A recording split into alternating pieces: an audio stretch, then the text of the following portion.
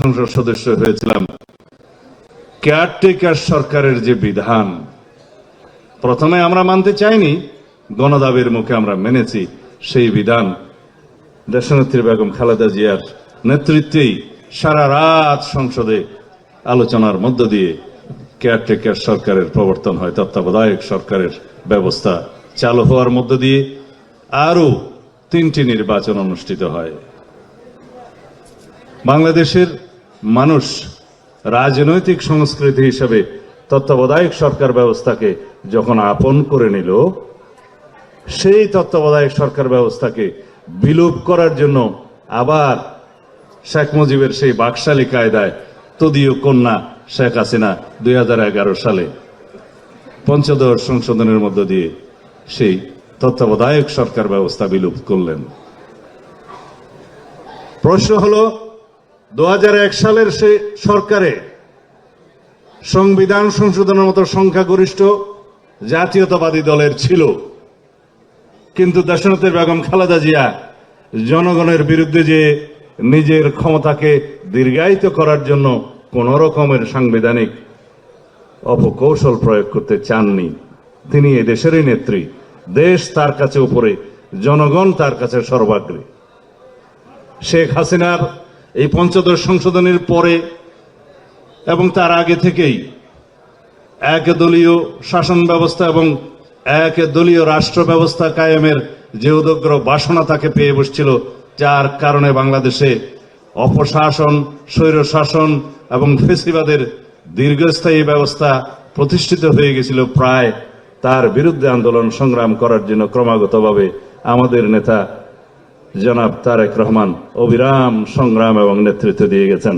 আমি বিদেশে থেকে ওনাকে সহায়তা করেছি, আমি জানি প্রতিটা মুহূর্তে উনি কিভাবে এদেশে আন্দোলন সংগ্রামের নেতৃত্ব দিয়েছেন আমাদেরকে। আজকে অনেক বাচ্চা লোক, সরি আমার একটু অসুবিধা হয়ে যায় ওই দীর্ঘ 10 বছর বিদেশে থাকার কারণে আর কি, যারা অল্প বয়সে সরকার পরিচালনার দায়িত্ব পেয়েছেন তাদেরকে মিন করছি।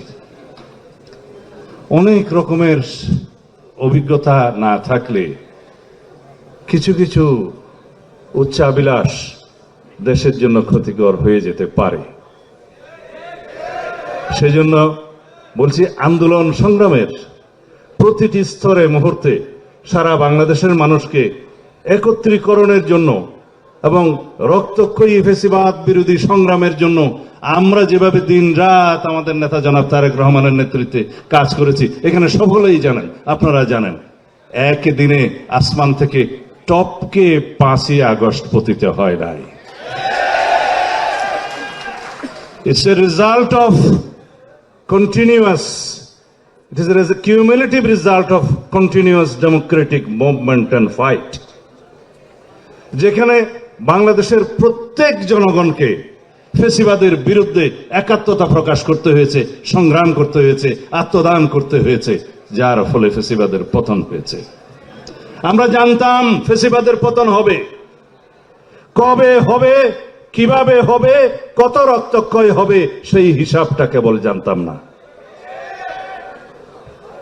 এখন ফেসিবাদ বিরোধী জাতীয় ঐক্য যেটা সৃষ্টি হয়েছে, সেই জাতীয় ঐক্যে ফাটল সৃষ্টি হওয়ার মতো কোন কোন পদক্ষেপ আমরা এখন দেখছি যেটা জাতির জন্য কল্যাণ বয়ে আনবে না। সব কিছুর বিনিময়ে বাংলাদেশের সবচাইতে জরুরি হলো ফেসিবাদ বিরোধী জাতীয় ঐক্যকে ধরে রাখা। মাননীয় প্রধান উপদেষ্টার উদ্দেশ্যে বলবো, জাতীয় ঐক্যকে ধরে রাখার জন্য যত কৌশল আছে সেটা অবলম্বন করুন, কিন্তু কোন উচ্চাভিলাষী কোন গোষ্ঠীর রাজনৈতিক উচ্চাভিলাষ পরিপূরণের যেন আপনি হাতিয়ার না হন, সেটা আপনাকে সজাগ থাকতে হবে। আমরা অবশ্যই নতুন রাজনৈতিক দলের আগমনকে স্বাগত জানাবো, যদি সেটা কিংস পার্টি না হয়। সেই রাজনৈতিক দল যদি সরকারি সাহায্য সহযোগিতা ছাড়া স্বাভাবিকভাবে জন্মগ্রহণ করে, এই দেশের মানুষ সেটা স্বাগতম জানাবে।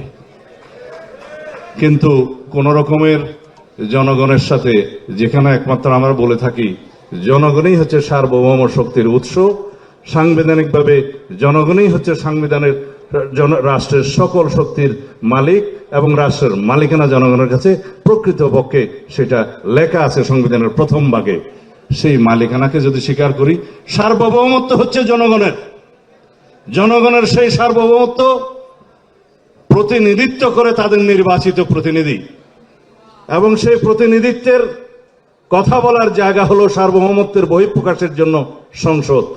সেই সংসদ হচ্ছে একমাত্র জায়গা যেখানে বাংলাদেশকে বিনির্মাণের জন্য সকল রকমের আলোচনা করা যাবে আন্ডার দি সান। অন্তর্বর্তী সরকারের প্রথম ম্যান্ডেট হচ্ছে একটি সংসদ নির্বাচন অনুষ্ঠান করা, সুষ্ঠু, সুন্দর, নিরপেক্ষভাবে। যদি সংস্কার লাগে সংস্কার করতে হন, কিন্তু সংস্কার খেলা যেন আমরা না করি। সেই সংস্কারই আমরা করতে আহ্বান করেছি, যে সংস্কারগুলো সংসদ নির্বাচনের জন্য প্রয়োজন, প্রধানত অগ্রাধিকার সেখানেই দিতে হবে। নির্বাচন কমিশন গঠিত হয়েছে, ভোটার তালিকা প্রণয়নের কাজ চলমান, এবং প্রাতিষ্ঠানিক এবং আইনি সংস্কারের জন্য সমস্ত প্রস্তাব প্রদান করা হয়েছে। আসুন আলোচনা করি আমরা কি সমস্ত সংস্কার প্রাতিষ্ঠানিক দরকার নির্বাচন কমিশনের জন্য, কি কি সংস্কার দরকার, আইনিভাবে সেই সংস্কারগুলো আমরা করি।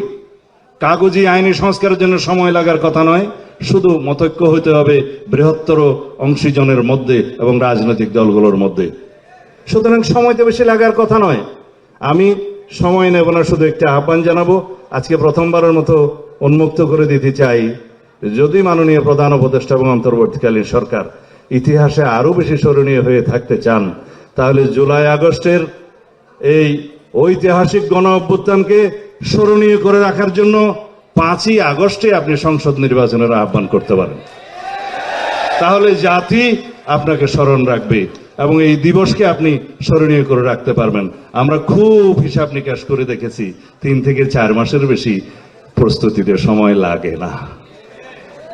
12ই জুন নির্বাচন হয়েছিল বর্ষাকালে 1996 সালে। আমি নিজেও সেই একটা নির্বাচন করে জয়ী হয়েছিলাম। তখন জ্যৈষ্ঠ মাস, গরম এবং বৃষ্টি দুটোই আছে। যদি জুলাই আগস্টের আমাদের ভাদ্র মাস